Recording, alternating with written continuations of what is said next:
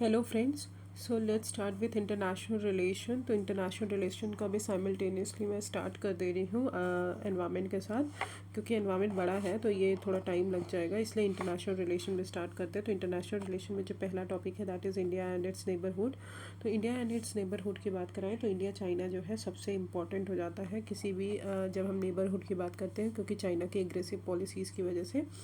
तो अभी ये न्यूज़ में इसलिए है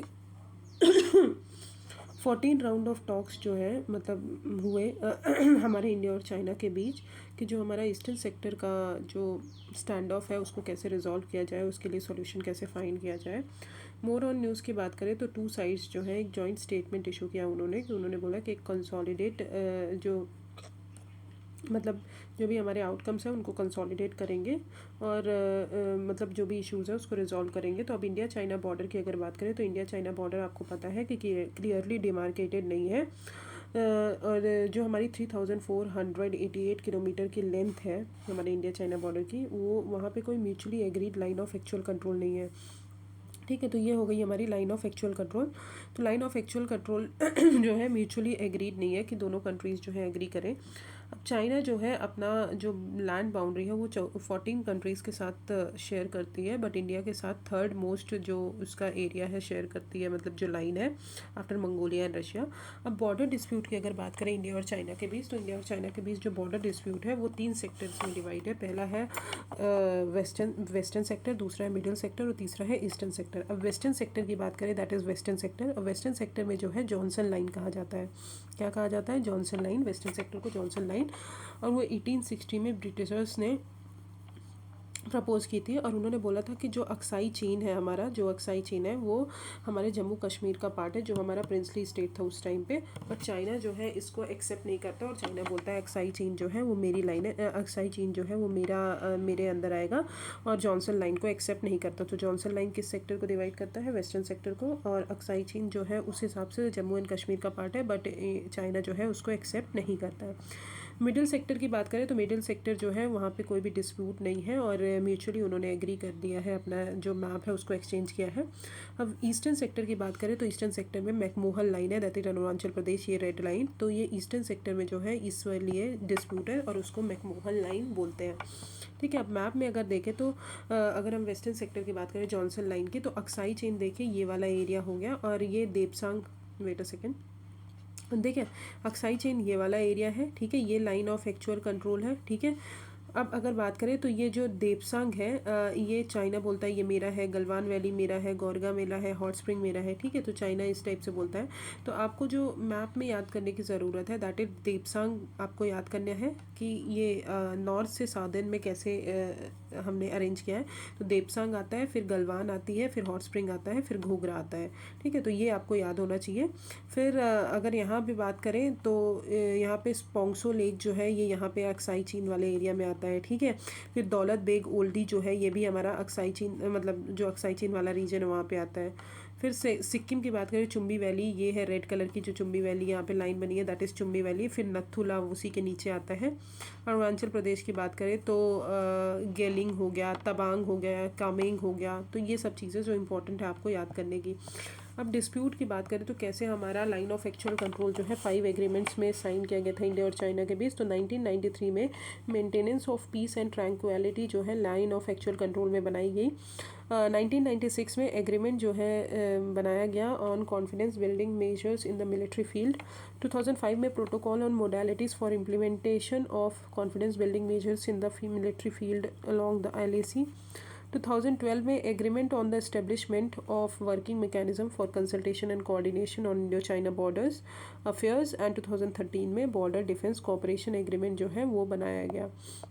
ओके, तो ये हो गया चाइना के बॉर्डर्स, हमने देख लिया क्या क्या है। अब हम आते हैं रिलेटेड न्यूज़ में। तो one child policy, one China policy जो है आपको पता है चाइना लेकर आई थी। तो रिसेंटली US ने क्या किया है, डिक्लेयर किया है कि वो ताइवान को डिफेंड करेंगे अगर चाइना जो है अटैक करता है जो अमेरिकन की स्ट्रेटेजिक एम्बिग्विटी है उस इशू में, तो अगर उसको अटैक करता है तो यूएस जो है ताइवान को डिफेंड करेंगे। अब यूएस ने रिकग्नाइज़ किया है चाइना का जो क्लेम है ताइवान के ऊपर अंडर वन चाइना पॉलिसी, तो यूएस ने उसको रिकग्नाइज़ किया है। बट ताइवान रिलेशन एक्ट के अंदर यूएस ने कमिट किया है कि वो ताइवान को हेल्प करेंगे कि चाइना जो है इन्वेड कर रहा है अगर ताइवान को, तो वो ना कर पाए। अंडर वन चाइना पॉलिसी अगर बात करें तो कंट्रीज़ जो है डिप्लोमेटिक रिलेशन जो है पीपल रिपब्लिक ऑफ चाइना के साथ मेंटेन करके रखती है, और वो ब्रेक करेंगी official relation with Republic of China and vice versa. ठीक है, इंडिया का जो स्टैंड है तो उन्होंने वन चाइना पॉलिसी को रिकग्नाइज तो किया है सिंस 1949, बट उन्होंने 2010 के बाद इंडिया ने स्टॉप कर दिया कि वन चाइना पॉलिसी को स्टॉप करेंगे, क्योंकि चाइना का एग्रेशन जो है लाइन ऑफ एक्चुअल कंट्रोल में वो बढ़ रहा है। अब वन कंट्री टू सिस्टम, तो ये क्वेश्चन आ सकता है जैसे कि हमारा इसराइल पे आया था टू स्टेट वाला सॉल्यूशन, तो उस पर क्वेश्चन आया था प्रीलिम्स में, तो ये भी आ सकता है one country two system policy किससे रिलेटेड है, तो that is related to China and Taiwan. तो ये ओरिजिनली प्रपोज किया गया है कि चाइना और ताइवान को यूनिफाई किया जाएगा, जो कि ताइवान ने अभी रिजेक्ट कर दिया है।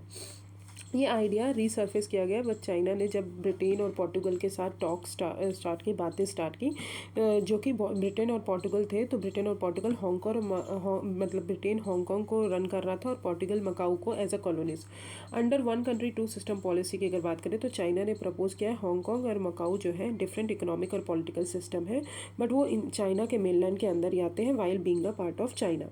लाइकवाइज हांगकांग ने चाइनीज़ कंट्रोल हांगकांग को रिटर्न किया गया चाइनीज़ कंट्रोल में 1997 में, और मकाओ की सोवेनिटी जो है उसको ट्रांसफ़र की गई चाइना को, मकाओ की सोवेनिटी ट्रांसफ़र की गई 1999 में। बोथ रीजन जो है स्पेशल एडमिनिस्ट्रेटिव रीजन बन गए चाइना के, जहाँ पे उनकी खुद की करेंसी, खुद का लीगल सिस्टम, खुद का इकोनॉमिक था, बट उनका जो फॉरेन और डिफेंस अफेयर्स थे वो चाइना कंट्रोल करता था। अब हांगकांगर्स जो थे उनके पास फ्रीडम ऑफ असेंबली और स्पीच है और कुछ डेमोक्रेटिक राइट्स हैं, जो कि मेन लैंड चाइना में अवेलेबल नहीं है, क्योंकि उनका वो अपने राइट्स बना सकते थे।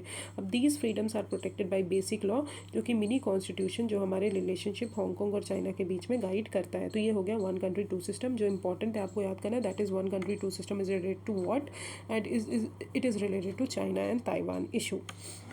देख सकते हैं हांगकांग ये है, मकाओ और ये ताइवान है। ठीक है, फिर आते हैं हम इंडिया और तिब्बत। तो चाइना ने अभी कंप्लीट किया है construction of a strategically significant highway in Tibet. तो चाइना जो है हाईवे बना रही है तिब्बत में, तो उसको कंप्लीट किया है उसका कंस्ट्रक्शन, और ये इनेबल करेगा कि जो भी रिमोट एरियाज़ हैं, डिस्प्यूटेड एरियाज़ हैं हमारे अरुणाचल प्रदेश के, तो वहाँ पे चाइना एक्सेस कर पाए। फैक्ट्स अबाउट तिब्बत की अगर बात करें तो ये है तिब्बत, आप देख सकते हैं ये है चाइना। ठीक है, ये पूरा एरिया जो है तिब्बत है।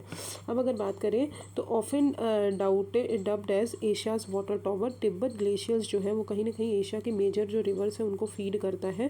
मिनरल वाटर जो है इस प्लेट्यू से रीजन का फर्स्ट कमर्शियली टैप्ड रिसोर्सेज है। अब चाइना जो है, चाइना का बिगेस्ट कॉपर डिपॉजिट जो है तिब्बत योंगलोंग कॉपर माइन, वो वहीं पर सिचुएटेड है, और तिब्बत जो है वहाँ पे large iron, zinc, calcium deposit ये सब मिलते हैं, और तिब्बत जो है क्रूड ऑयल और नेचुरल गैस रिजर्व भी वहाँ मिलते हैं। बुद्धिज़्म जो है वो आपको पता है कि तिब्बत से इंट्रोड्यूस किया गया था, इंडियंस ने इंट्रोड्यूस किया था, और ये होम है दलाई लामा का।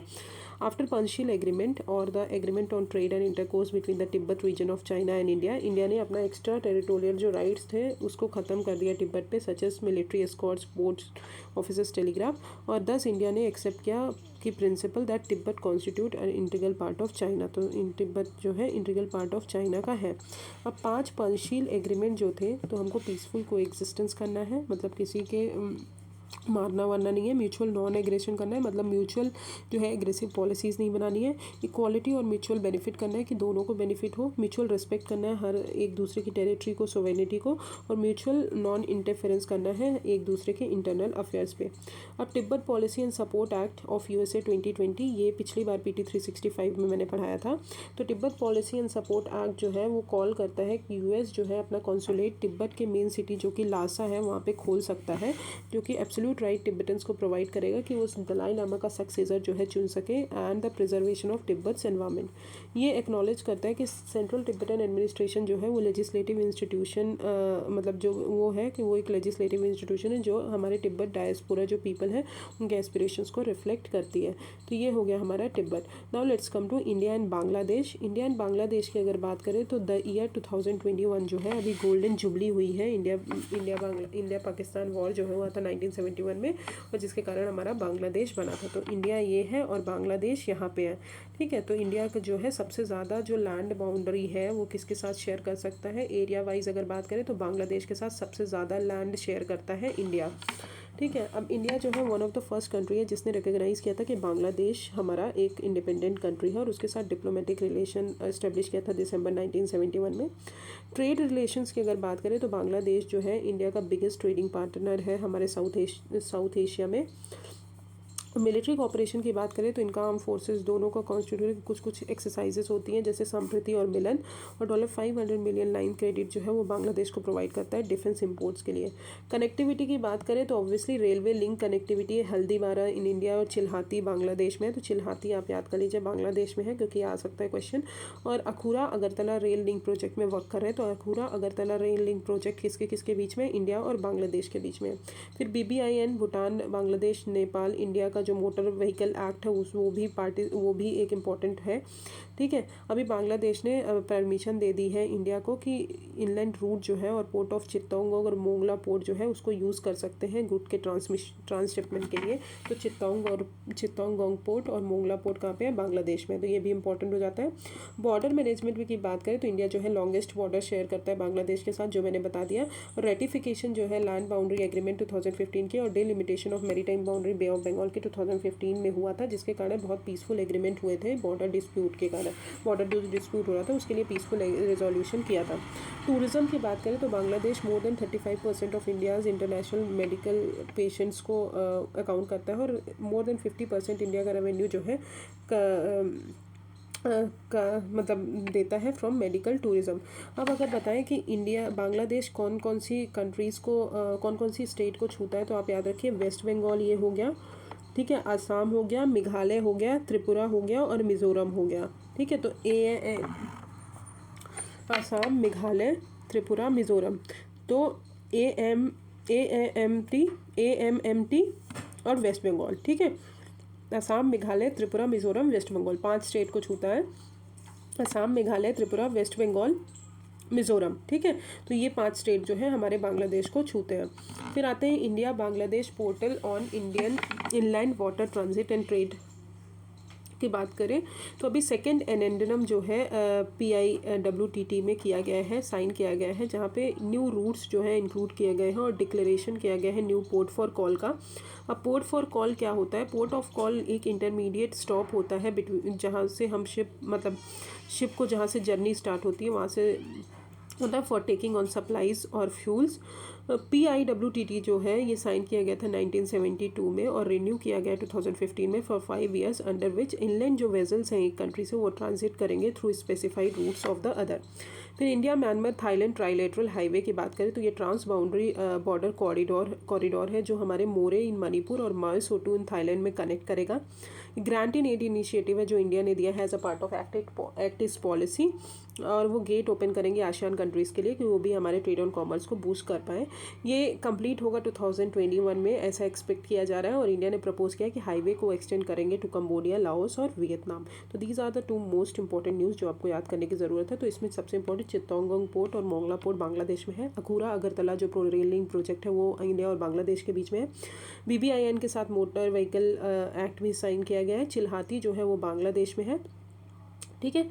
तो ये कुछ इंपॉर्टेंट है, और 4 स्टेट जो हमारे 5 स्टेट हैं जो हमारे बांग्लादेश को टच करते हैं वो। फिर आते हैं रिलेटेड न्यूज़ की बात करें तो की हाइलाइट्स जो है रिसेंटली वर्चुअल समिट हुआ है प्राइम मिनिस्टर ऑफ इंडिया और बांग्लादेश के बीच। तो border management and security cooperation sign की गई है, जैसे बोथ साइड ने एग्री किया है कि वो वर्क करेंगे टूवर्ड्स फाइनलाइजिंग और डीएलिनेट करेंगे फिक्स बाउंड्रीज़ को इच्छामाती कालिंदी रायमंगोल हरियाबंगा एंड कुशियारा रिवर्स में। कनेक्टिविटी बताएं तो इनॉग्रेट करेंगे newly restored railway link between Haldibari India में है, चिल्हाती में बांग्लादेश में, जो मैंने बता दिया। और बांग्लादेश जो है अभी इंटरेस्ट ले रहा है India Myanmar Thailand trilateral highway project में। Water resources power and energy में भी कोऑपरेट किया है इन लोगों ने। तो 6 जॉइंट रिवर्स जो हैं उनके बारे में एग्रीमेंट साइन किए रहेंगे, मनु महुरी कोवाई गुमती धरला एंड दुध कुमार, ठीक है। तो इन प्रोजेक्ट्स बनाएंगे। तो ये हो गई हमारी रिलेटेड न्यूज़। अब आते हैं इंडिया और नेपाल। तो आपको पता है इंडिया ये है, नेपाल यहाँ उत्तराखंड टच करता है नेपाल को। तो रिसेंटली अभी डिसकंटेंट हुआ है, नेपाल ने एक रिपोर्ट रिलीज़ किया है कि इंडिया का कंस्ट्रक्शन जो है, एक्टिविटीज़ जो है वो कहीं ना कहीं नेपाल का जो एरिया है उसको इंक्लूड कर रही हैं। तो उन्होंने अभी डिसकंटेंट इशू किया है कि इंडिया कैसे ऐसे बोल सकती है। तो फैक्ट अबाउट द इशू अगर बात करें तो नेपाल गवर्नमेंट ने एक मैप पब्लिश किया था जिसमें 370 स्क्वायर किलोमीटर था विथ काला पानी, लिपू लेक और लिम्फादूरिया जो है वो उनके मैप में आते थे। बट नेपाल ने 1816 की ट्रीटी ऑफ सगौली जो है उसको कंसीडर किया, जो कि साइन किया गया था गुरखा रूलर्स काठमांडू और ईस्ट इंडिया कंपनी ने, जो कि ओनली ऑथेंटिक ट्रीटी है, डॉक्यूमेंट है हमारे इंडिया और नेपाल के बीच बाउंड्री डिलिनेशन के लिए। अब सिगौली ट्रीटी ये बोलता है कि जो काली रिवर है वो नॉर्थ वेस्टर्न बॉर्डर है हमारे इंडिया का। ठीक है, तो काली रिवर क्या है, हमारे नॉर्थ वेस्टर्न बॉर्डर है हमारे इंडिया का। और हाउएवर ओरिजिन जो है काली का वो इंटरप्रेट किया जाता है डिफरेंटली। नेपाल जो है इंटरप्रेट करता है कि रिवर जो है हमारी काली वो लिम्फादूरिया से ओरिजिनेट हुई है, हायर हिमालय से, जिसके कारण ये एक्सेस दे रही है ट्रायंगुलर शेप लैंड का, जो कि डिफाइंड है लिम्फादूरिया, लिपू लेक एंड काला पानी। तो लिपू लेक, काला पानी और लिम्फादूरिया, तो ये तीन जो है ट्रायंगल शेप का बना रही है। बट इंडिया ने बोला है कि रिवर जो है वो काला पानी से बिगिन हो रही है, विलेज है वहाँ से, जिसके कारण नेपाल की जो टेरिटोरियल डिमांड है वो रिड्यूस हो जाती है। तो ये जो है ये इशू है। तो काला पानी इशू जो है इंडिया और नेपाल के बीच में है, लिम्फादूरिया, लिपू लेक जो है वहीं पर आते हैं। अब सिग्निफिकेंस अगर बताएं तो लिपू लेक जो है, लिपू लेक पास जो है वो पिलग्रिम्स यूज़ करते हैं और हमारे टूरिस्ट यूज़ करते हैं कैलाश मानसरोवर जाने के लिए। हाइट जो है लिपू लेक की वो कहीं ना कहीं इंडिया के चाइनीज़ जो मूवमेंट है उसको इंडिया को प्रोटेक्ट करती है। रिसेंटली स्ट्रिक्ट मिर्सेस जो है in the relation which were earlier caused by 2015 broader blockade following protest by Madhesis and some other ethnic groups against marginalisation of interest in the Nepalese constitution. Okay, so India और नेपाल के बीच में काला पानी issue है, ये याद कर लिए। ट्रीटी ऑफ सिगौली 1816 में इंडिया और नेपाल ने साइन की थी। लिम्फादूरिया कहाँ पे आता है, सबसे पहले लिम्फादूरिया आता है, फिर काला पानी, फिर लिपू लेक। तो लिम्फादूरिया, काला पानी, लिपू लेक, याद कर लीजिए, लिम्फादूरिया, काला पानी, लिपू लेक। ओके, तो ऐसे LKL।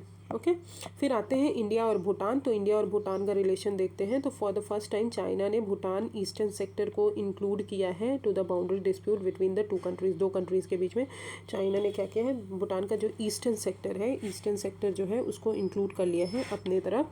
तो मोर ऑन न्यूज़ की बात करें तो चाइना ने अटेम्प्ट किया है कि वो UNDP और ग्लोबल एनवायरनमेंट फैसिलिटी का जो प्रोडक्ट है, फंडिंग है, साक्टिंग वाइल्ड लाइफ सेंचुरी जो कि ईस्टर्न भूटान में है, साक्तिंग वाइल्ड लाइफ सेंचुरी जो है ईस्टर्न भूटान में, उसके लिए UNDP ग्लोबल एनवायरनमेंट फैसिलिटी ने कुछ फंडिंग प्रोवाइड की थी कि उन्होंने प्रोवाइड की थी। तो चाइना ने उसको स्टॉप करने की बात की और क्लेमिंग दैट कि वो जो है डिस्प्यूटेड टेरिटरी है बट वाज ओवररूल्ड। तो अभी ओवररूल कर दिया है। सो फॉर अगर बात करें तो डिस्प्यूट जो है was on Jakarlung, Pasamlung and Doklam plateau. तो ये हो गया जकरलुंग, फिर ये पसमलुंग और डोकलाम प्लेट्यू, ये हो गया। तो डोकलाम प्लेट्यू आता है, फिर जकरलुंग, फिर पसमलुंग।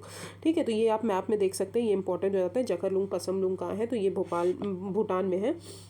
भूटान जो है always maintain a silence on it's boundary dispute with China. अगर कोई भी बाउंड्री नेगोशिएशन चाइना के साथ हो रही है तो भूटान ने कभी कुछ नहीं बोला। तो डोकलाम इशू में भी भूटान ने कुछ नहीं बोला था, as it does not have any कोई फॉर्मल डिप्लोमेटिक रिलेशन नहीं है चाइना के साथ, इसलिए। सो फार अगर बात करें तो दोनों कंट्रीज़ ने मिलकर 24 राउंड ऑफ टॉक्स किए हैं बिटवीन 1984 2016 से, जो कि नॉर्थ और वेस्ट भूटान रीजन्स में मेनली कंसनट्रेट रहे हैं। इंडिया जो है कंसर्न है ऑब्वियसली, क्योंकि चाइनीज़ का प्रेजेंस जब डोकलाम में हुआ था तो इंडिया बहुत ज़्यादा परेशान हो गई थी और अदर एरियाज़ नियर भूटान, क्योंकि चाइना का क्लोजर जो है वो कहीं ना कहीं हमारे इंडिया को इफ़ेक्ट करेगा।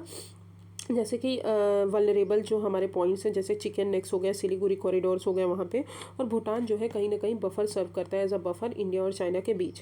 तो 2017 में चाइनीज़ आर्मी ने इंक्लूड किया था ढोकलाम प्लेट्यू में, जो कि भूटानीज टेरिटरी है, अभी हमने देखा ये। और जो हमारा ढोकलाम प्लेट्यू ट्राई जंक्शन में मिलता है इंडिया, भूटान और चाइना के बीच। अब इंडिया भूटान फ्रेंडशिप ट्रीटी 2007 में मतलब लाई गई थी, जहाँ पे बोथ साइड्स ने बोला था कि वो कोऑपरेट करेंगे closely with each other on issues relating to international interest और national interest। तो ये हो गया हमारा भूटान में पसमलॉन्ग, जकरलॉन्ग और ढोकलाम प्लेट्यू, इन सब बीच के लिए चाइना में डिस्प्यूट चल रहा है।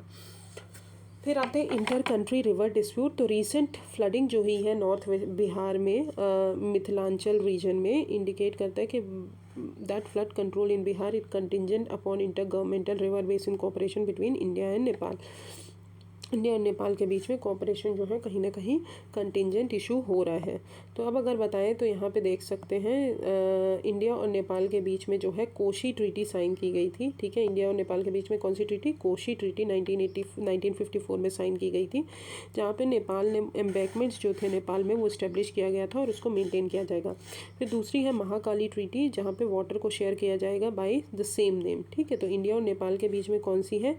काली और महाकाली ट्रीटी और कोशी ट्रीटी। फिर इंडिया पाकिस्तान की बात करें तो इंडस वाटर ट्रीटी 1960 में लाई गई थी, जहाँ पे जो 5 रिवर्स हैं हमारी, मतलब इंडस की जो 5 ट्रिब्यूटरीज हैं उनके लिए, तो 3 वेस्टर्न रीजन जो है इंडस, चेनाब और झेलम जो है वो पाकिस्तान को दी गई, और 3 जो ईस्टर्न रिवर्स है रावी, ब्यास और सतलज जो है वो इंडिया को दी गई। अब it has been between India and Pakistan in 1960 और with the World Bank also being a signatory. Notable features अगर बात करें तो इंडस वाटर ट्रीटी की, तो वहाँ पे परमानेंट इंडस कमीशन जो है इस्टेब्लिश किया गया, जहाँ पे 1 कमिश्नर जो थे हर कंट्री के, वो इंडस वाटर ट्रीटी को इम्प्लीमेंट करेंगे और उसके डिस्प्यूट को, डिफरेंसेस को सेटल आउट करेंगे।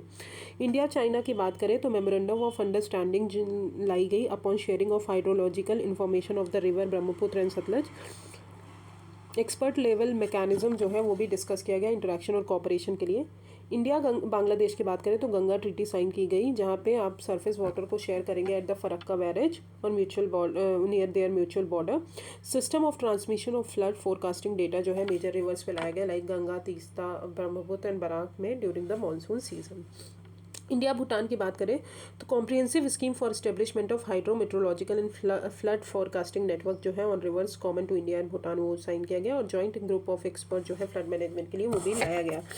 तो एक चीज़ आप याद कर लीजिए, इंटरनेशनल जो रिलेशन की पीटी आई है अभी, इस पीटी को तो आप पढ़िएगा, पर पिछली बार जो मैंने पीटी 365 पढ़ाई है, 3 या 4 लेक्चर है, आई थिंक 4 या 5 होंगे, तो उसको भी आप एक बार ज़रूर देख लीजिएगा, क्योंकि वो भी एक इम्पॉर्टेंट पॉइंट हो जाता है, क्योंकि इंटरनेशनल रिलेशन कभी पुराना नहीं होता है, हमेशा ही इम्पॉर्टेंट होता है। तो उसमें भी कुछ मैंने एक्स्ट्रा पॉइंट्स बनाए हैं जो उन्होंने पीटी 365 में बहुत इंपॉर्टेंट पॉइंट्स बताए थे, तो आप उसको भी पढ़िए, इसको भी पढ़िए। मैं आपको बार बार बोल रही हूँ कि उसको भी पढ़िए, इसको भी पढ़िए, ज़रूरी है। अब हम आते हैं अदर इम्पॉर्टेंट न्यूज़ में। तो मेकोंग गंगा कॉपरेशन जो है ये एक इंटरनेशनल कॉपरेशन है 6 कंट्रीज़ के बीच में, India, Cambodia, Myanmar, Thailand, Laos और वियतनाम। कौन कौन सी? India, Cambodia, Myanmar, Laos, Thailand और वियतनाम, जो कि 2000 में लॉन्च किया गया था कि कॉपरेशन बढ़ाना है इन कंट्रीज़ के बीच में, कनेक्टिविटी, एजुकेशन, टूरिज्म और कल्चर। अब इंडियन फॉरेन मिनिस्टर ने अभी जो 11 मेकोंग गंगा कोऑपरेशन की मीटिंग हुई, वहाँ पे इंडिया ने बोला है कि मल्टी डायमेंशनल इंगेजमेंट हमको मेकोंग रीजन के साथ करना है। तो कौन से कंट्रीज़ के बीच में वो इम्पोर्टेंट है? तो India, Cambodia, Myanmar, Thailand, Laos और वियतनाम। फिर इंडिया वियतनाम की बात करें, इंडिया और वियतनाम ये रहा, ठीक है, वियतनाम की कैपिटल हनोई। ठीक है, तो वियतनाम की बात करें तो अभी 1st एनिवर्सरी जो है India Vietnam comprehensive strategic partnership celebrate की गई है। In the backdrop of anniversary celebration अगर बात करें तो कंट्रीज़ ने 3 मेमोरेंडम ऑफ अंडरस्टैंडिंग साइन की है पार्लियामेंट्री कॉपरेशन के लिए, इंफॉर्मेशन टेक्नोलॉजी के लिए और मरीन सेक्टर साइंसेस के लिए। अब इंडिया वियतनाम रिलेशन की बात करें तो हिस्टोरिकल रूट्स जो हैं बहुत कॉमन स्ट्रगल हुआ लिबरेशन के लिए कोलोनियल टाइम पे, और शेयर ट्रेडिशनली क्लोज और कॉर्डियल रिलेशन शेयर करते हैं। रिलेशन जो है दोनों कंट्रीज़ के बीच वो स्ट्रेटेजिक पार्टनरशिप ड्यूरिंग 2007 में एलिवेट हुआ, फर्दर एलिवेट हुआ कॉम्प्रिहेंसिव स्ट्रेटेजिक पार्टनरशिप इन 2016 में। अब इनिशिएटिव्स जो इनके रिलेशंस को बूस्ट करने के लिए लिए गए हैं, पहला है Swami Vivekananda Indian culture centre, जो कि इस्टेब्लिश हुआ हनोई में, कि वो पीपल्स जो हैं बोथ कंट्रीज़ के बीच में उनमें कॉमन लिंक बनाएंगे through cultural exchanges. Under Mekong Ganga cooperation framework India जो है क्विक इम्पैक्ट प्रोजेक्ट्स जो है वो ले रही है, जहाँ पे हर प्रोजेक्ट का वैल्यू है $50,000, जो कि डिफरेंट प्रोविंसेस है हमारे वियतनाम में, वहाँ पे किया जाएगा इंफ्रास्ट्रक्चर डेवलप करने के लिए। इंडिया ने वियतनाम को $600 मिलियन लाइन ऑफ क्रेडिट दिया है कि डिफेंस इक्विपमेंट वो इंडिया से बाय कर सकते हैं। ओके, तो this is the other important news. Now let's come to places in news. तो प्लेसेस इन न्यूज़ में सबसे पहला आता है साउथ चाइना सी, जो आपको पता है दैट इज़ दिस, ये पूरा एरिया जो है हमारा साउथ चाइना सी में आता है। अब अभी ये न्यूज़ में इसलिए है कि चाइना का जो एयरक्राफ्ट कैरियर है अभी जो टास्क ग्रुप है अभी रिसेंटली उन्होंने एक्सरसाइज कंडक्ट की है साउथ चाइना सी में ठीक है। 2016 में चाइना ने अनक्लॉज का जो आर्बिट्रल ट्राइब्यूनल रूलिंग था उसको रिजेक्ट कर दिया था, जहाँ पे उन्होंने चाइना को ये बोला था कि चाइना जो है हिस्टोरिक राइट्स को क्लेम नहीं कर सकता। जो हमारे वाटर के रिसोर्सेज हैं, जो हमारे रिसोर्सेज हैं उस वाटर में 9 within a 9 dash line encompassing much as South China Sea. तो 9 डैश लाइन जो है ये हो गई हमारी 9 डैश लाइन जो रेड कलर का बना है, हमारी साउथ चाइना सी से पास होती है। तो चाइना ने बोला कि जो भी रिसोर्सेज यहाँ पे आते हैं वो सिर्फ मेरे हैं। तो अभी यूएन अनक्लॉज ने उसको मना कर दिया। अब जो इम्पोर्टेंट है आपको याद करना, दैट इज़ स्पार्थी आइलैंड। स्पार्थी आइलैंड हमारा कहाँ पे है? साउथ चाइना सी में है। पार्शल आइलैंड कहाँ पे है? साउथ चाइना सी में है। ठीक है, ये कुछ इंपॉर्टेंट है। फिर बुर्नेनियन क्लेम भी है यहाँ पे। वियतनामीज क्लेम ऊपर है, जो येलो कलर का एरिया है वहाँ पे वियतनामीज क्लेम है, पूरा येलो वाला एरिया। तो ये कुछ क्लेम्स हैं। ठीक है, अब हम अगर बात करें अनक्लॉज की, तो ये एक इंटरनेशनल एग्रीमेंट है जो कि थर्ड अनक्लॉज से बना। ये राइट और रिस्पॉन्सिबिलिटी डिफाइन करता है नेशन की, कि आपका जो मैरीटाइम वर्ल्ड ओशियंस है, आपका कहाँ कहाँ तक एरिया है, आप कहाँ कहाँ तक सोवरेनिटी है, आप कहाँ कहाँ तक लॉ बना सकते हो, और कौन सा कहाँ पे एयर फ्लाई हो सकते हैं, कहाँ पे नहीं हो सकते। तो वो सब चीज़ें जो है अनक्लॉज के अंदर आती है। और इंडिया ने इस कन्वेंशन को 1982 में साइन किया था और 1995 में रेटिफाई भी किया था। ओके, तो ये हो गया साउथ चाइना सी। फिर आते हैं एलगेला आइलैंड। ठीक है, एलगेला आइलैंड ये है जो मॉरिशस का आइलैंड है। ठीक है, ये न्यूज़ में इसलिए कि मॉरिशस ने अभी इंडिया की जो मिलिट्री बेस था वहाँ पे एलगेला आइलैंड पे बनाने की बात की थी, तो उसकी रिपोर्ट को डिनाई कर दिया है। ये नॉर्थ आइलैंड और साउथ आइलैंड दोनों को कंसिस्ट करता है। ठीक है, एलगेला आइलैंड। और ये 2015 में इंडिया ने एग्रीमेंट साइन किया था मॉरिशस के साथ कि वो एलगेला आइलैंड जो है उसको डेवलप करेंगे। फिर आते हैं चागोज आइलैंड। चागोज आइलैंड की बात करें तो ये हो गया चागोज आइलैंड, दैट इज़ यहाँ पे। तो यहाँ पे एलगेला आइलैंड, यहाँ पे उसके बाजू में चागोज आइलैंड। चागोज आइलैंड की बात करें तो मॉरिशस ने अभी वेलकम किया है यूनिवर्सल पोस्टल्स यूनिट डिसीजन जो उन्होंने दिया था कि वो ब्रिटिश स्टैम्प्स जो हैं उनको बैन करेंगे कि वो चागोज आर्किपेलागो को यूज़ ना कर सकें। ऑल द मॉरिशस जो है इंडिपेंडेंट बना 1968 में, बट चागोज आर्किपेलागो जो था वो पूरा ब्रिटेन के हाथ में था अभी भी। तो ब्रिटेन और यूएस जो थे वो जॉइंट मिलिट्री बेस ऑपरेट करते थे इस आइलैंड में। तो चागोज आइलैंड ने अभी यूनिवर्सल पोस्ट यूनियन ने डिसीजन दिया है कि वो ब्रिटिशर्स को बैन करेंगे वहाँ पे स्टैम्प्स को। चागोज आइलैंड जो है यहाँ पे है। ठीक है, मॉरिशस का। फिर आते हैं माउंट कुन पीक जो सुरू वैली कारगिल में है। तो माउंट कुन पीक ये है कारगिल। ठीक है, ये हमारा जम्मू एंड कश्मीर वाला रीजन। तो माउंट कुन वैली पीक सुरू वैली कारगिल में है। ठीक है, याद रखिए, बहुत इंपॉर्टेंट है। तो रिसेंटली डिफेंस मिनिस्टर जो है फ्लैग्ड अभी national institute for monitoring and allied sports जो है टीम वहाँ पे फ्लैग किए हैं ऑन कंप्लीशन ऑफ माउंट कुन एक्सपेडिशन। तो माउंट कुन पीक जो है वो नन कुन माउंटेन मैसिफ में लोकेटेड है, जो कि हाईएस्ट फीचर है हमारे जास्कर रेंज का विथ माउंटेन नन एंड कुन। ये जो है फर्स्ट क्लाइम किया गया था 1913 में बाई इटालियन माउंटेनर्स ने क्लाइम किया था, मारियो पियाजिंजा और बोरेलिट्स गैस्पर्ट।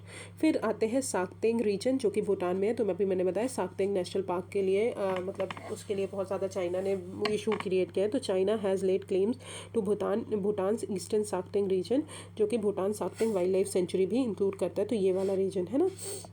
फिर मालदीव्स की अगर बात करें तो recently contact for largest ever infrastructure project greater Male connectivity project जो है मालदीव्स में अभी साइन की गई है। ये कंसिस्ट कॉजवे, ये लिंक बनाएगा बिटवीन माले और नियर बाई आइलैंड्स जो है विलिंगी, गुलीफल्लू और Thilafushi. Indian construction giant Afcons has been tasked with completing the project. तो ये हो गया हमारा मालदीव्स। ठीक है, माले और विलिंगली, गुलीफल्लू और थिलाफूसी जो है ये है। तो TGV से याद कर लीजिए, TGV। तो TGV से ये याद कर लीजिए। फिर आते हैं Gwadar port. Gwadar port is very important port, Pakistan में है। ये देखिए यहाँ पे ग्वादार पोर्ट है। ठीक है, और इंडिया का जो प्रोजेक्ट है मुंबई से यहाँ से चाबर पोर्ट जाएगा, चाबर पोर्ट से काबुल जाएगा। तो पाकिस्तान को हटा के जो है वो बना है। तो ग्वादार पोर्ट की बात करें अगर, तो ग्वादार पोर्ट एरिया जो है वो कहीं ना कहीं प्रोटेस्ट विटनेस कर रहा है because of backdrop of China CPEC, क्योंकि CPEC जो है हमारा वहाँ से पास हो रहा है। ग्वादार पोर्ट की बात करें तो सदर्न वेस्टर्न प्रोविंस जो है बलूचिस्तान का वहाँ पे सिचुएटेड है। यहाँ का जो वाटर होता है वो वार्म है और डीप सी पोर्ट्स जो है वो अरेबियन सी में सिचुएटेड है। ये natural hammerhead shaped peninsula है। इन इट्स क्लोज विसिनिटी जो है चाबर पोर्ट के बिल्कुल आसपास है, जो कि चाबर पोर्ट ईरान में है, गल्फ ऑफ ओमान में। ये डेवलप किया है इंडिया ने and is significant for trade and security perspective for India. तो ये हो गया हमारा ग्वादार पोर्ट। तो this is the end of first topic. Now let's come to Indo Pacific and Indian ocean region. तो इंडो पैसिफिक कंस्ट्रक्ट की बात करें तो इंडिया पैसिफिक कंस्ट्रक्ट जो है डिफरेंट कंट्रीज जो है इसके कारण ये न्यूज़ में है। तो सबसे पहला है इंडिया के कारण, तो इंडो पैसिफिक ओशन इनिशिएटिव। ये इनिशिएटिव इंडिया ने लॉन्च किया है ईस्ट एशिया समिट जब हुआ था नवंबर 2019 में, तब, जो कि ओपन और नॉन ट्रीटी बेस्ड इनिशिएटिव है, जो ओपन है कि सारी कंट्रीज जो है हमारी इस रीजन की वो कोलैबोरेट कर सके, कोऑपरेट कर सके और जो भी कॉमन चैलेंजेस है इस रीजन का उसको ओवरकम कर सके और उसके लिए सॉल्यूशन बना सके। अब पिलर्स जो है इंडो पैसिफिक ओशन इनिशिएटिव के, तो maritime security, maritime ecology and maritime resources, capacity building, information sharing, maritime connectivity और डिजास्टर मैनेजमेंट। जापान ने फिर free and open Indo Pacific चालू किया और यूरोपियन यूनियन ने European union strategy for cooperation in Indo Pacific. अब बताते हैं इंडो पैसिफिक क्या है। तो इंडो पैसिफिक एक जोग्राफिकल कंस्ट्रेंट है जो कि एमर्ज हुआ through a long prevalent Asia Pacific के थ्रू, ठीक है, जो कि रिप्रेजेंट करता है eastern word shift of global developments from euro Atlantic dimension. ये एक इंटीग्रेटेड थिएटर है जो हमारे इंडियन ओशन और पैसिफिक ओशन को एक साथ मिलाती है और उनके लैंड मासेस जो भी सराउंड करते हैं उनको भी। सिंस ये जो है मैरीटाइम स्पेस है तो इंडो पैसिफिक जो है एसोसिएटेड है मैरीटाइम सिक्योरिटी और कोऑपरेशन से। डिफरेंट कंट्रीज़ ने इसको डिफरेंटली इंटरप्रेट किया, जैसे यूएस ने इंडो पैसिफिक बोला है, ठीक है, वेस्टर्न शोर्स ऑफ अमेरिका से ईस्टर्न शोर्स ऑफ इंडियन सब कॉन्टिनेंट तक आता है। फिर इंडिया और जापान ने उसका ब्रॉडर एक्सपैंड करके अफ्रीकन कंट्री को भी, कॉन्टिनेंट को इंक्लूड कर लिया है। मेजर स्टॉक होल्डर्स इस रीजन की बात करें तो India, USA, Australia, Japan, ASEAN countries and other maritime nation जो है वो सब आते हैं इसी के अंदर। अब reasons for global shift towards Indo Pacific, तो important sea lines of communication अगर बात करें तो ये यहाँ पे कुछ की चोक पॉइंट्स जो है प्रेजेंट है, फ्रॉम मोजाम्बिक चैनल, फिर बाबले मंडप जो वेस्ट में है, फिर लंबोक स्ट्रेट जो है ईस्ट में। ट्रेड एंड इकोनॉमी की बात करें तो 65% ऑफ द वर्ल्ड पॉपुलेशन को इंक्लूड करते हैं, 62% ऑफ द वर्ल्ड जीडीपी को और 46% of the world's merchandise trade को। नेचुरल रिसोर्स में भी रिच है, जैसे offshore hydrocarbons, methane hydrate, sea bed minerals, ये सभी यहाँ मिलते हैं। चाइना का फैक्टर अगर बात करें तो चाइना की एग्रेसिव फॉरेन पॉलिसी के कारण रैपिड इकोनॉमिक एक्सपेंशन हो रहा है, मिलिट्री मॉडर्नाइजेशन हो रहा है, तो ये इसके कारण भी जो है ये इम्पॉर्टेंट हो जाता है। अब रिलेटेड न्यूज़ की बात करें अगर हम यहाँ पे देखें इंडो पैसिफिक रीजन में, तो Pakistan, Myanmar, Nepal, China, Thailand, Vietnam, Malaysia, Philippines, Australia, तो ये सब आते हैं। अब अगर बात करें रिलेटेड न्यूज़ की तो जापान, ऑस्ट्रेलिया ने अभी रेसिप्रोकल एक्सेस एग्रीमेंट साइन किया है। अब ये एक न्यू एग्रीमेंट है जो हमारी डिफेंस सेक्टर को क्लोजली कोऑपरेट करता है उनके बीच में, कि सिक्योरिटी टाइज जो है बिटवीन द कंट्रीज़ उनको बढ़ाया जाए, जो कि चाइनीज़ अगर राइज हो रहा है तो उसको कहीं ना कहीं काउंटर किया जाए। अब RAA जो है वो किसके बीच में, वो आपको याद रखना है, तो जापान और ऑस्ट्रेलिया के बीच में है। इसमें जापान और ऑस्ट्रेलियन जो मिलिट्रीज़ हैं वो वर्क करेंगी एक साथ डिफेंस और ह्यूमैनिटेरियन ऑपरेशन के लिए। ये कहीं ना कहीं कोऑपरेशन कंट्रीब्यूशन एनहांस करेंगे बाय जापान और ऑस्ट्रेलिया की पीस और स्टेबिलिटी जो है इंडो पैसिफिक रीजन में बना रहे। अर्लियर सेवरल नेशंस ने किया था इंडो पैसिफिक स्ट्रैटेजी रिलीज़ की थी, तो RRA reciprocal access agreement Japan और ऑस्ट्रेलिया के बीच में है, ये आपको याद करने की ज़रूरत है। फिर आते हैं फर्स्ट क्वाड समिट, तो recently first ever in person meeting हुई है क्वाड की, मतलब क्वाड के चारों मेंबर मिलकर मीटिंग किए हैं। अब इवैल्यूएशन हम अगर क्वाड का देखें तो 2004 में जब सुनामी कोर ग्रुप का फॉर्मेशन हुआ था, फिर 2006 में आर्क फॉर फ्रीडम जो है जापान ने प्रपोज किया था, 2007 में क्वाड सिक्योरिटी डायलॉग की फर्स्ट मीटिंग हुई थी और मालाबार एक्सरसाइज हुई थी, 2008 में dissipated as Australia indicated continuation of quad may not serve its interest, 2011-2020 में ट्राइलेटरल मीटिंग हुई थी क्वाड मेंबर्स के बीच में, 2017 में क्वाड मीटिंग हुई थी मनीला में और 2021 में मैदान क्वाड समिट हुआ था। तो क्वाड की अगर बात करें तो क्वाड्रिलेटरल सिक्योरिटी डायलॉग जो है ये एक इनफॉर्मल एसोसिएशन है इंडिया, यूनाइटेड स्टेट, ऑस्ट्रेलिया और जापान के बीच में। ग्रुप जो है ये पहली बार 2007 में मिली थी on side lines of ASEAN association of south east Asian nation.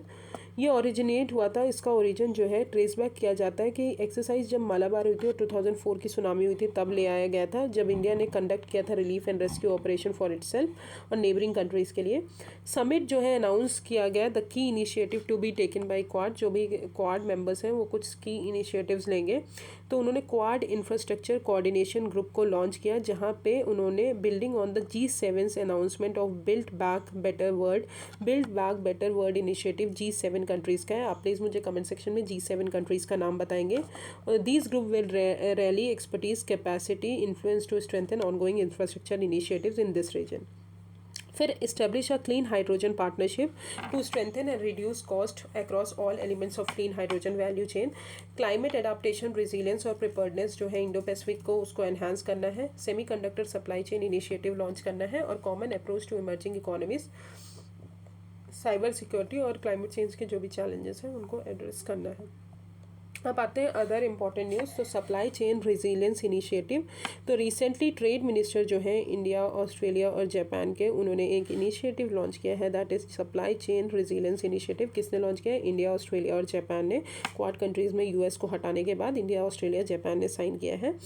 अब सप्लाई चेन रेजिलियंस इनिशिएटिव है क्या कि ये कंट्री को हेल्प करेगी कि आप जो अपना सप्लाई रिस्क है उसको डाइवर्सिफाई करिए बाय डाइवर्सिफाइंग देयर मतलब जो रिस्क है, ठीक है, across the clutch of supplying. अब global supply chain unanticipated events जैसे आते हैं natural such tsunami, earthquake, pandemic और ये सब आते हैं जिसके कारण हमारा सप्लाईज जो है वो डिसरप्ट हो जाता है और एक कंट्री को बहुत भार पड़ता है, तो उसके रिस्क को आपको वो करना है। अब न्यूज़ अगर ऑब्जेक्टिव की बात करें तो फॉरेन डायरेक्ट इन्वेस्टमेंट अट्रैक्ट करेगा इंडो पैसिफिक रीजन में और कॉम्प्लीमेंट्री रिलेशनशिप बनाएगा अमंग पार्टनर कंट्रीज़। अब ग्लोबल सप्लाई चेन है क्या? तो ग्लोबल सप्लाई चेन जो है ये नेटवर्क है जो हमारे मल्टीपल कॉन्टिनेंट्स और कंट्रीज़ को मिला के बना है। उसके अक्रॉस वो होता है for the purpose of sourcing और supplying goods and services. Global supply chain जो है वो इन्फॉर्मेशन भी फ्लो करते हैं, प्रोसेसेस भी और रिसोर्सेज भी अक्रॉस द ग्लोब। अब हम आते हैं प्लेसेस इन न्यूज़। तो प्लेसेस इन न्यूज़ की अगर बात करें तो सबसे पहला आता है ताइवान स्ट्रेट। ताइवान स्ट्रेट देख सकते हैं, ये ताइवान हो गई, ये चाइना हो गया और ताइवान और चाइना के बीच में ताइवान स्ट्रेट है। ताइवान स्ट्रेट जो है ये एक क्वाड्रिलेटरल, रिसेंटली अभी ये न्यूज़ में इसलिए है कि क्वाड्रिलेटरल सिक्योरिटी डायलॉग जो है क्वाड जो है उन्होंने ताइवान स्ट्रेट को इंक्लूड किया है in talks of peace and stability after it's mention in G7। तो ताइवान स्ट्रेट जो है उसको फॉर्मोसा स्ट्रेट भी बोला जाता है, तो याद कर लीजिए। जनरली वो किसी और नाम से अगर पूछा गया तो आपसे नहीं बनेगा, तो फॉर्मोसा स्ट्रेट भी बोला जाता है, जिसकी एवरेज विड्थ 180 किलोमीटर है और ताइवान और चाइना को, फुजियान जो प्रोविंस है चाइना का, उसको सेपरेट करता है और कनेक्टिंग साउथ चाइना सी और ईस्ट चाइना सी को कनेक्ट करता है। तो कनेक्ट किसको करता है? साउथ चाइना सी और ईस्ट चाइना सी को, और अलग किसको करता है? ताइवान और फुजियान प्रोविंस जो हमारे चाइना का है उसको। फिर आते हैं पापुआ न्यू गिनी। ये कहाँ पे है? ये ऑस्ट्रेलिया के जो ऊपर जो एक कंट्री है, that is Papua New Guinea country. तो कंट्री ने अभी बैन किया है फ़्लाइट्स इंडिया से जो भी आ रही थी, एक्यूजिंग दैट कि Indian diplomats of deception over apparent breaches to कोविड-19 ट्रैवल रूल्स। ठीक है, तो कंट्री जो है ये वर्ल्ड की 3rd लार्जेस्ट आइलैंड कंट्री है, जहाँ जिसका एरिया 4.6 लाख स्क्वायर किलोमीटर से ज़्यादा है। ये आइलैंड जो है बॉर्डर कौन करते हैं? बिस्मार्क आर्किपेलागो आइलैंड, एडमर्टली आइलैंड, फिर बोंगेविले आइलैंड और बुका आइलैंड जो है, जो कि पार्ट ऑफ सोलोमन आइलैंड है उसको। ओके, फिर आते हैं sea of Japan. Sea of Japan आप देख लेते हैं, ईस्ट सी में है, ये टोक्यो हो गया, जापान हो गया, ठीक है। तो अभी ये न्यूज़ में क्यों है कि सबमर्ज रशियन सबमरीन जो है, अभी रशियन सबमरीन सबमर्ज हो गई है सक्सेसफुली, उन्होंने क्रूज मिसाइल लॉन्च किया है from sea of Japan. Geographical boundary की बात करें तो ये बाउंडेड है जापान से और सखलिन आइलैंड से to the east and by Russia और कोरिया जो है वेस्ट में है। ये कनेक्ट करता है ईस्ट चाइना सी को साउथ में, और ओक्सटक जो सी है नॉर्थ में, उसको कनेक्ट करता है, ठीक है।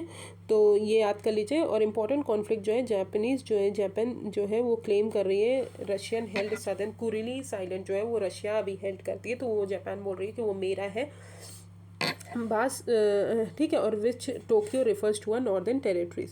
अब आते हैं इंडोनेशिया। इंडोनेशिया की बात करें तो ये रहा इंडोनेशिया। रिसेंटली इंडोनेशिया ने अपनी कैपिटल बोला है कि वो जकार्ता से चेंज करके ईस्ट कालीमंटन रखेंगे, याद कर लीजिए, ये न्यूज़ में है और ये बहुत इंपॉर्टेंट हो जाता है। तो इंडोनेशिया ने अभी शिफ्ट अनाउंस किया कि वो कैपिटल जकार्ता को चेंज करके ईस्ट कालीमंटन करेंगे, जिसका नाम है नुसंतारा भी, जो कि आर्कियोपेलागो है। इंडोनेशिया जो है वो लार्जेस्ट आर्कियोपेलागो है वर्ल्ड में, ओवर 17,000 आइलैंड्स हैं जो कि इक्वेटर इन साउथ ईस्ट एशिया में है। ये फोर्थ मोस्ट पॉपुलस नेशन है हमारे वर्ल्ड की। लैंड बॉर्डर जो है ये मलेशिया के साथ on the island of Borneo, with Papua New Guinea के साथ, न्यू गिनिया के साथ, विद टाइमोर लेस्ट के साथ, ईस्ट टाइमोर के साथ on the island of Timor. Maritime borders अगर बात करें तो Australia, India, Palau, Philippines, Singapore, Thailand और वियतनाम। फिर आते हैं हिरोशिमा, जो कि जापान में है, आपको पता होगा। ये रहा हिरोशिमा। ठीक है, ये न्यूज़ में क्यों है? जापान ने अभी 75 ईयर्स मार्क किए जो भी एटॉमिक बम लॉन्च हुआ था हिरोशिमा वहाँ पे। तो मनहट्टन जो प्रोजेक्ट है वो 2 एटॉमिक बॉम्ब जो है क्रिएट किया था। फर्स्ट वन जो था द लिटिल बॉय, जो कि ड्रॉप हुआ था सिटी ऑफ हिरोशिमा में। सेकेंड वन था फैटमैन, जो कि नागासाकी में ड्रॉप हुआ था, और ये यूएस ने ड्रॉप किया था। ठीक है, फिर आते हैं न्यू कैलेडोनिया। न्यू कैलेडोनिया कहाँ पे है? फ्रांस का है। वोटर्स जो है फ्रेंच आइलैंड टेरिटरी के न्यू कैलेडोनिया, उन्होंने बोला है कि वो फ्रांस के ही पार्ट रहेंगे इन अ रेफरेंडम, और बायकॉट किया है प्रो इंडिपेंडेंस फोर्सेस। तो under the Noumea accord of 1998 New Caledonia ने अभी ऑटोनॉमी लिमिट की है within the French legal system. Okay, so this is the end of both the part. I will start India, Central Asia and Russia tomorrow. Thank you so much. अगर कोई भी problem हो इससे related, आप please मुझे section में, comment section में message कर सकते हैं, या एस्पिरेंट्स के बोर्ड चैनल में। दूसरी चीज़ मैं आपको बता रही हूँ कि IR का प्लीज़ आप पिछली PT 365 भी पढ़ लीजिएगा। वो मैंने वो उसमें डली हुई है मेरे एस्पिरेंट्स चैनल में, आप वहाँ से जाके उसको भी देख सकते हैं। तो आप जो उसका फर्स्ट टॉपिक पढ़े तो इसका फर्स्ट टॉपिक पढ़े, फिर उसका सेकंड टॉपिक पढ़े तो इसका सेकंड टॉपिक पढ़े, क्योंकि उसमें जो है जो प्लेसेस इन न्यूज़ है ना, वो बहुत अच्छे से दिया हुआ है, छोटा छोटा, तो उसको याद करने में ईजी पड़ेगा। Thank you so much. If you have any problem just comment me on the comment section. Thank you.